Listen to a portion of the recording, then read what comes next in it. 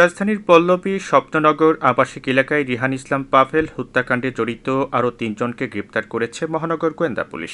গ্রেপ্তার তিনজন হলেন রায়হান বাবু, সোহেল তোতা মামা ও বাচ্চু ওরফে কাজল বাচ্চু। বুধবার টাঙ্গাইল, বরগুনা ও বরিশাল মহানগর এলাকায় অভিযান চালিয়ে তাদের গ্রেপ্তার করা হয়। এ সময় হত্যাকাণ্ডে ব্যবহৃত একটি মোটরসাইকেল উদ্ধার করা হয়। এর আগে এই ঘটনায় ৫ জনকে গ্রেপ্তার করে পল্লবী থানা পুলিশ। বৃহস্পতিবার দুপুরে রাজধানীর মিন্টু রোডে নিজ কার্যালয়ে সাংবাদিকদের সঙ্গে আলাপকালে এসব কথা জানান ডিবি প্রধান মোহাম্মদ হারুনুর রশিদ। তিনি বলেন, পূর্বশত্রুতা, চাঁদাবাজি ও মাদকের জের ধরে পাভেলকে হত্যা করা হয়। মিরপুর বিভাগে আরেকটি পল্লবী থানার স্বপ্ননগর আবাসিক এলাকায় একটা পাভেল হত্যাকাণ্ড ঘটনা ঘটেছে।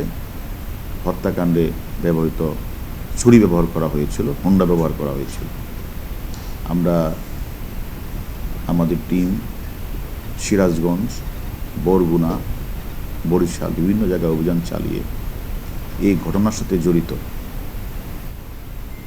যারা হত্যাকাণ্ডে ঘটিয়েছে, ছুরি দিয়ে আঘাত করেছে, এর মধ্যে ডিবি পুলিশ ৩ জনকে হাতে নাতে গ্রেপ্তার করেছে এবং যে হোন্ডাটা ব্যবহার হয়েছিল সে হোন্ডাটা উদ্ধার হয়েছে।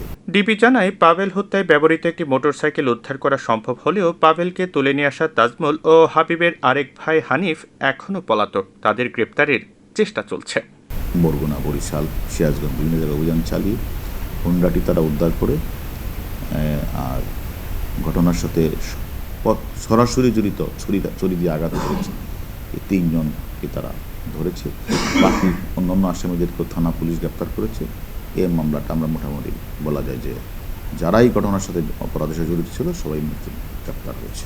ডিবি জানায়, মাদক সেবনের জন্য তাজমল নামের আরেক সহযোগীর মাধ্যমে গত ১৪ এপ্রিল বিকেলে বাড্ডার বাসা থেকে ডেকে মোটরসাইকেলে করে পাভেলকে নেওয়া হয় পল্লবীতে। এরপর সবাই একসঙ্গে পাভেলকে ছুরি দিয়ে কুপিয়ে হত্যা করে। জেল থেকে বের হয়ে ওই পাভেলকেই তাজমল একটা হুন্ডা করে এক জায়গায় নিয়ে যাচ্ছিল।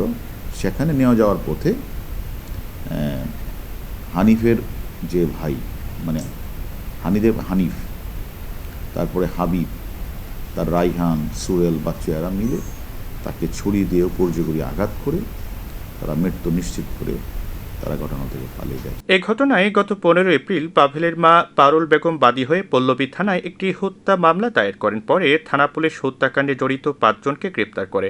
সর্বশেষ ডিবির হাতে গ্রেপ্তার ৩ জন সহ এই ঘটনায় মোট ৮ জনকে গ্রেপ্তার করা হয়েছে।